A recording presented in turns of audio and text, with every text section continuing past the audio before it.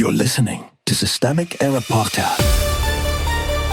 The failure was designed.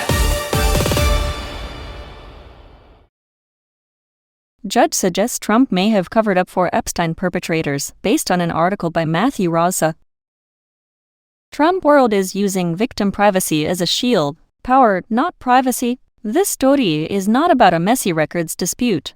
It is about an administration with control over federal files, asked to explain redactions in the Epstein materials, failing to produce documentation and instead offering a blanket claim that the hidden names belonged to victims or potential victims. Judge Emmet Sullivan is not buying it. That is the core fact pattern. The Trump administration holds the records, controls the disclosures, and is the party deciding what the public gets to see. The judge is now forcing it to justify itself in open court. The cover story: the administration's line is familiar because it is useful. Invoke victim privacy, redact aggressively, and dare anyone to question the motive. That is not transparency. It is a shield. And if the court is right to suspect that some redactions protect perpetrators rather than victims, then privacy language is being used as camouflage for institutional concealment. This is how power launders itself. It wraps secrecy in the moral authority of protecting the vulnerable, then uses that authority to bury names it would rather not have tested against the record. Who enabled the outcome? The decisive actors here are not the people asking for the files.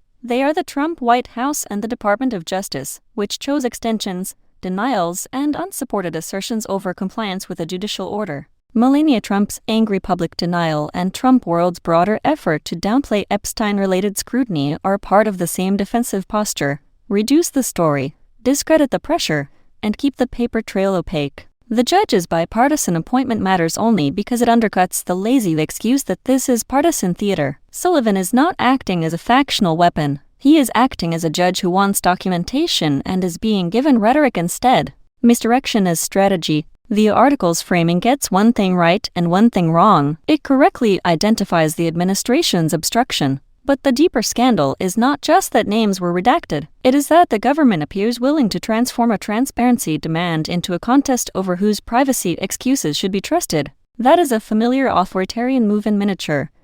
Don't answer the accusation.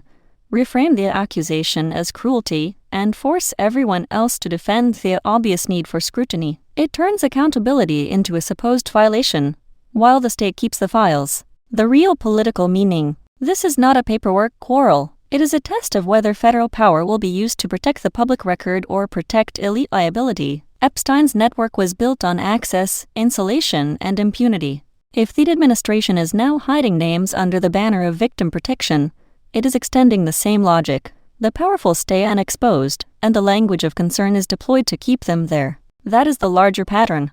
The machinery of government is not being treated as a neutral records office. It is being used as a cleanup crew for the people with the most to lose from disclosure. You've been listening to Systemic Error. Thanks to Alternet for today's article. With the automated voice of Clara, thanks for listening.